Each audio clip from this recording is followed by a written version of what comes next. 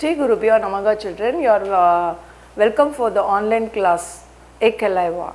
Children, we have learnt till 4 units we have completed, 9th standard children we have completed 4 units prose poem and supplementary reader, and this is our 5th unit. The lesson name is water, the elixir of life. Okay children, what is this? You can see something in a glass, yeah, water. Which is precious children, whether a diamond or a water? Now most of you will saying diamond.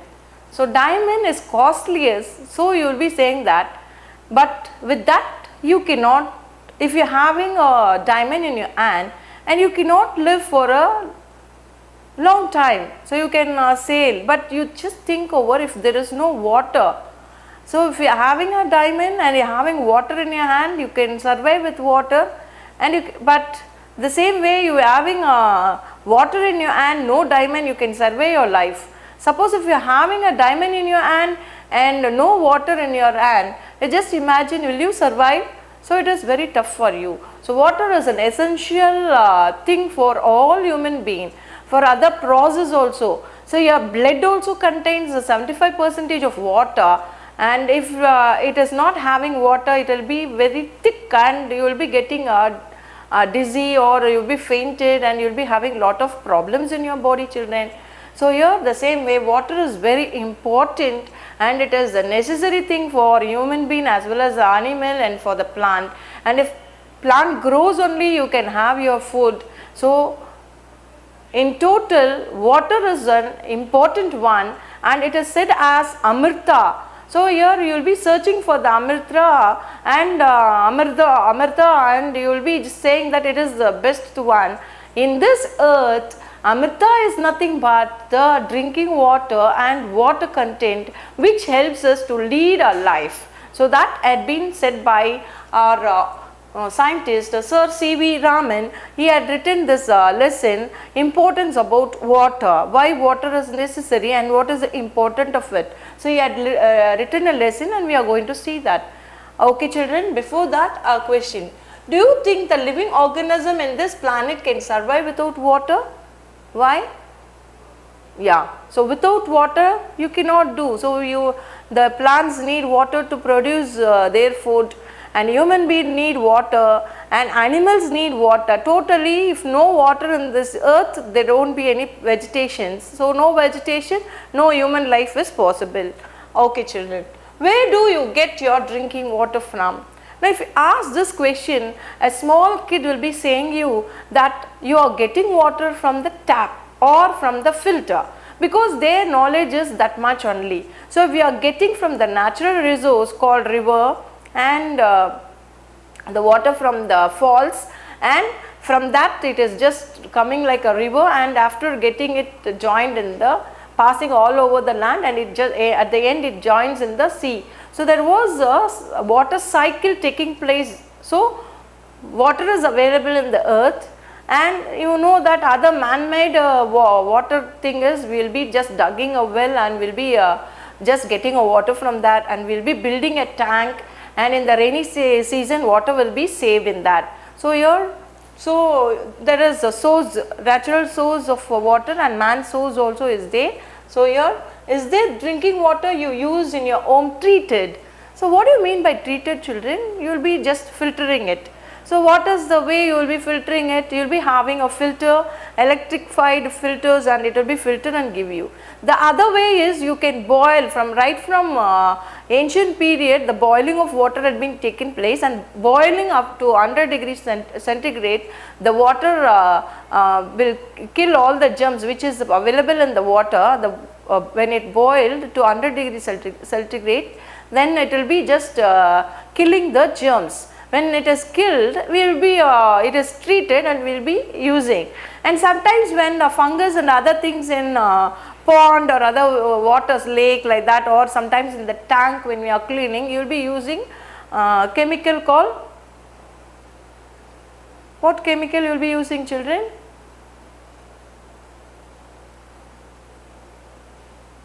Yes, some chemicals will be alum. So we will say alum, and sometimes you will be purifying padigaram in Tamil, they say alum, and that will be used for cleaning the water, and you will be using sometimes chlorinated water will be there. So, you will be chlorinating the water. So, that also will be taken place. Okay children, we will go for the lesson. You understood about what all the way, and if not, how do you purify it? By boiling the water you can purify it. Okay children, we will go to this. Now read the lesson water, the elixir of life, on the importance of water and important natural resource. So, water is an important natural resource which is needed for a human being. Man as thorough, the age is sought in the vein for an imaginary elixir of life, the divine Amrita, a draught of which was thought to confirm immortality, but the true elixir of life lies near our hands, for it is commonest of all liquid.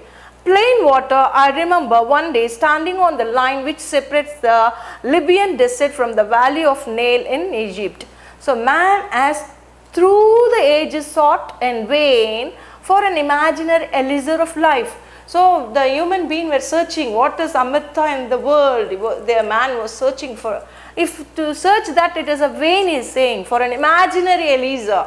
Man was searching thoroughly for an imaginary elixir of life, and it is vain, it is not no use of it. And the divine Amrita, a draught of which was thought to confirm immortality. So, here the divine Amrita, what is the quality of the Amrita? Amrita, the divine Amrita will give life, it will give a life without mortality. So, mortality means you will be dying, immortality means death, there won't be a death. So, here the man was vainly searching for the Amrita in this world for his life to confirm immortality. They don't want to die, so they were searching for the Amrita. So, the search was really a vain one, it is not a positive one, they didn't get it, but the true elixir of life lies near our hands. So, Sir C.V. Raman says very clearly to you that the true elixir of life lies near our hands. It is in your hand, it is near your hand. You are not knowing that which is an elixir, for it is the commonest of all liquids. So, there are a lot of liquids, among them a common liquid which is in your hand, near your hand, that is called as elixir. Example, a plain water, for it is the commonest of all liquids. Plain water is saying that you are searching something Amrita to make your life lead immortality, but it is not like that. Why you have to search vainly the Amrita? The Amrita is already near your hand, that is nothing but the water. So, very clearly that is C.V. Raman, the scientist, tells us very clearly. And I remember, so the author Sir C.V. Raman one day standing on the line which separates the Libyan desert from the valley of Nile in Egypt. So, he was standing in a place and watching, and when he watched, he finds that the line which separates the Libyan desert from the valley of the Nile in Egypt. So, there was a line, there was a separate line, this side it was a Libyan desert, the other way the valley of the Nile in Egypt. So, river was there. So, when the Nile river was there in the Egypt, when it is flowing, that part was very lot of green plants have been grown, and civilization, people were living near that, but the other side only sand you can see, not even a small vegetation is found in that place. So, here he found that in one particular place, when a line separates where the river falls, the river Nile which it's falling, and in that place you notice that there was lot of vegetation and civilization was taking place. The other part, it was only a desert, only sand was seen. So, here this was observed by our scientist C.V. Raman. So, he says that river is an elixir of a life. So, you can see edge of the Libyan desert, west bank of Nile. So, where the Nile is there, the other part fully it is desert, and near the river alone, river bank alone, a nail, you have seen some plants have been grown. Okay. On one side was visible. On one side was visible a sea of billowing sand without a speck of green or a single living thing anywhere on it.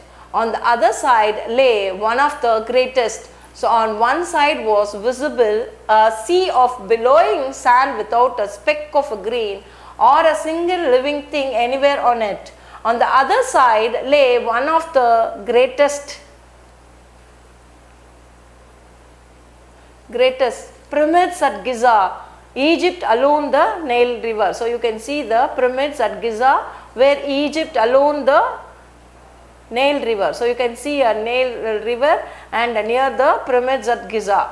So, here he says that most fertile and densely populated area to be found anywhere on the earth, teeming with life and vegetation. What made this wonderful difference? Why it is the water of the river Nile flowing down to the Mediterranean from its source, a couple of 1,000 miles away. Geologists tell us that entire soil of the Nile Valley is the creation of river itself brought down as the finest slit in. You know children, when a river is just flowing, it will flow, it will be running with the water, and that water will be just carrying all the slit. Slit means the fertile sand, rock will be broken into pieces, and that rock which is a small size, it will be just rolling and rolling and rolling and rolling. At last it will be small minute particle like sand. You know that when a river just goes and falls, falls in the sea, you will be seeing that sea bank will be having more sands. The reason is most of the river, wherever it is joining, wherever it is starting, it will be end in the sea. It will be end in the sea. It's clear children, it will be end in the sea. Okay. So, now because of that reason, the geologists found the river is taking all fertile soils, and it will be just taking, and when it is going away, the river side where it is flowing, that part and all will be a fertile one, and cultivation will be taking place more. So that there once water is available and they can cultivate for their food, so human people will settle down.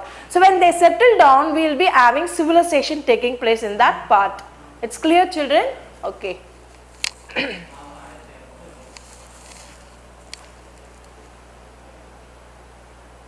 Its fled waters from the highlands of Abyssinia and from remote Central Africa and laid down through the ages in the trough through which the Nile flows into the sea.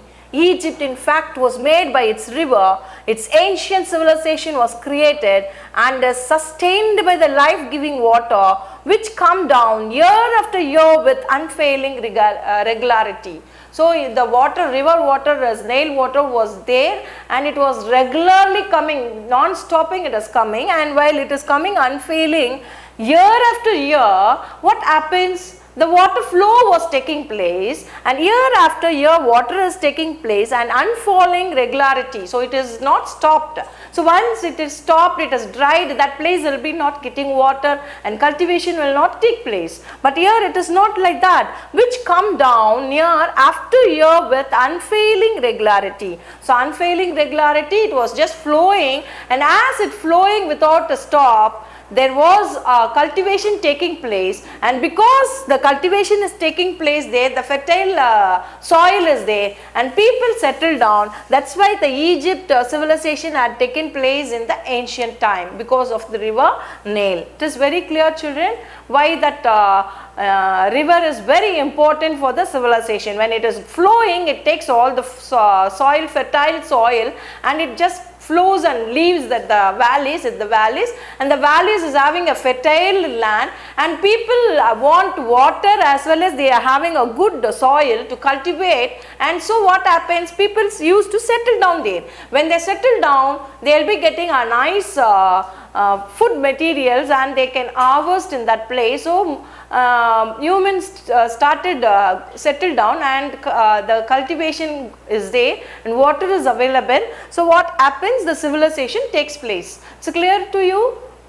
Yeah, the flow of water makes the place civilization. So, the river Nile makes the Egypt an ancient civilization. You know, you have other civilization, it is Indus Valley civilization. The Indus river flows, and because of that fertile place is there and cultivation takes place, people settle down. So, we having Indus Valley civilization. So, that only was clearly explained by the author. Sir C.V. Raman. It is clear, children? We move to the next part. Okay. What is the imaginary elixir of a life? The author talks about. He says that ordinary common water, daily we are using, that is Amrita, which gives us life, he says. What according to the writer is real elixir of life? Real elixir is water. What is the wonderful difference the writer talks about in the passage? He says that people were searching for the real Amrita, but actually there is a vain in search in it. The real Amrita is nothing but the common water. It is very clear, children. We will move to the next paragraph. I give this example and could give many others to emphasize that this common substance which we take for granted in our everyday life is the most potent and the most wonderful thing on the face of the earth. It has played a role of vast significance in shaping the course of the earth's history and continues to play the leading role in the drama of life on the surface of our planet. So, I give this example and could give many others to emphasize. I can give an example and I can give more example to emphasize that this common substance, which is a common substance, children? It is water, the common substance which we take for granted in our everyday life is the most potent. It is the most potent and the most wonderful thing on the face of our earth. So, our earth, you know that earth also, it is having 75% of water and 25% of 70% of water and 30% of land. So, we having that earth is filled with water, and that is also he is talking about. So, here we are having drinking water and all over river water and other natural source water, and he is talking about the earth is filled with that.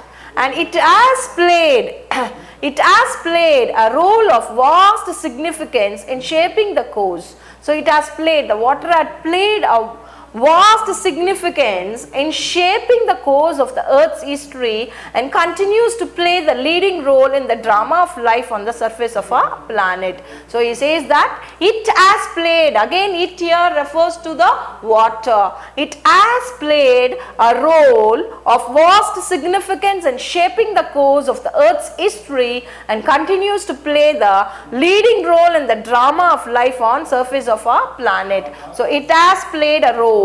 So, here water plays a role of vast significance. It plays a role to make a significance in the shaping of course of the earth's history. So, earth's history, it is having a water, and that significance played a role, important role, and continues to play. It played and now it plays, continues to play the leading role in the drama of life on the surface of our planet. Once it played and it is playing and it will be playing. So, the role of water is so important in the earth. So, it is clear, children.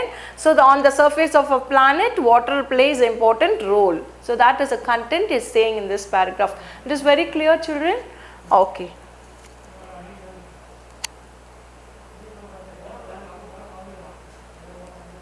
There is nothing which adds so much to the beauty of the countryside as water.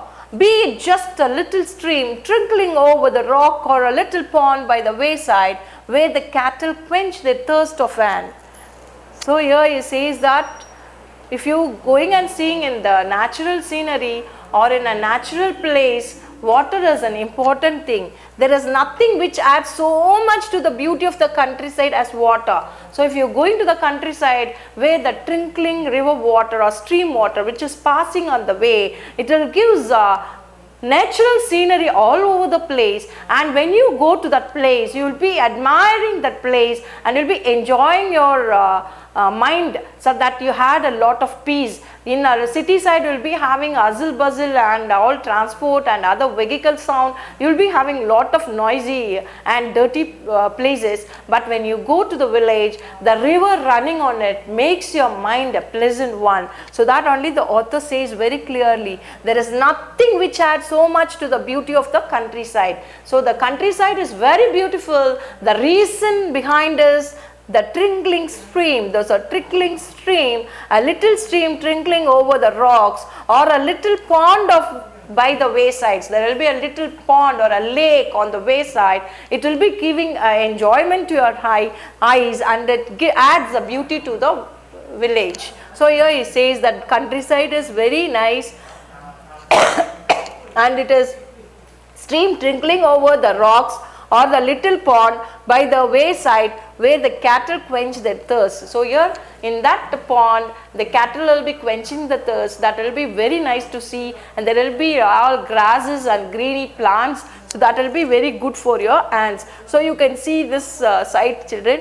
Even in the temple side, you have a pond or a lake. See how beautiful and how colorful. You can see even the sunset and sunrise. When you're sitting near that, you can watch in the water, and it will be adding a beauty to you, and you will be just enjoying it.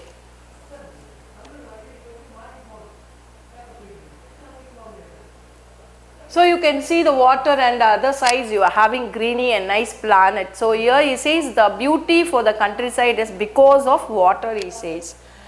And quenching in the evening scenery, you can see that the cattle are quenching their thirst in the evening. The rain-fed tanks that are so common in South India. So what is rain-fed tanks, children? Rain-fed tanks, what is that? You will be just man-made tanks, which will be when rainy season, it will be just having a water in the rain. That rainy water will be just saved in that, and in the summer season it will be useful for the cultivation. So there will be man-made tanks. So you can see that lake and ponds, which all called as man-made lakes, and this will be filled when rain comes. It will be filled. That are so common in South India. So these tanks are very common in South India. Alas, often so sadly neglects in their maintenance. So the author feels neglected. Sad, loss means sad. Why he feels sadly? It is sadly neglected in their maintenance. So there is a lot of water tanks, man-made water tanks, which rain-fed water tanks are there. But this all not been maintenance. It had not neglected in their maintenance. He feels sorry for not maintained. Or a cheering sight when they are full. They are of course shallow, but this is less evident since the water is silt laden and throws the light back, and the bottom does not therefore show up. These tanks play a vital role in South Indian agriculture. So here are a cheering sight when they are full. They are of course shallow, but this is less evident. So it is a shallow one, but this is less evident since the water is silt laden and throws the high light back, and the bottom does not therefore show up. So the water is still laden and throws the light back, and the bottom does not therefore show up. These tanks play a vital role in South Indian agriculture. Some of these tanks are surprisingly large, and it is a beautiful sight to see the sunrise or sunset over one of them. So here he says in the south part of India, there were a lot of tanks, rain-fed tanks, and he felt sorry for it had not been maintained. And he says that there is a cheering sight when they are full. When water is full, it will be a cheering sight. You will feel very happy to see that. They are of course shallow, but this is less evident since the water is silt laden and throws the light back, and the bottom does not therefore show up. These tanks play a vital role in South Indian agriculture. So this rain-fed tanks, which is very useful for the agriculture in South India, it plays a vital role in South Indian agriculture. Some of these tanks are surprisingly large. Some of these tanks are surprisingly large, and it is a beautiful sight to see the sunrise or a sunset. So that is very nice, and in this you are seeing the sunset and sunrise over one of them. Water in the landscape may be compared to the eyes in a human face. So the water in the landscape, if you see a water in the landscape, it is compared to the eye in your face. So how in a face, eye is very important. You can see everything. Like that, water is an important thing in the landscape, he says. And it reflects the mood of the hour, being bright and gay when the sun shines, turning to dark and gloomy when the sky is overcast. So it reflects the mood of the hour. So it reflects the mood of the hour. If it is sunrise, the water will be glittering and you will be enjoying. So you have a happy mood. Even in the dark night, you will be, the sun will fall and the moon will fall in the river, and that sight will be nice. So morning when daytime sun will fall in the water, it will be so nice to see, and it will be a glittering thing. In the night also, when you see a moon falls in that, you will be feeling very happy, and it is very natural. So here the author talks about that. This is very important. So water is important like eyes. So how in a face, eye is very important, like that in a landscape, water is important. We will stop here, children, and we will continue the next class in the next part.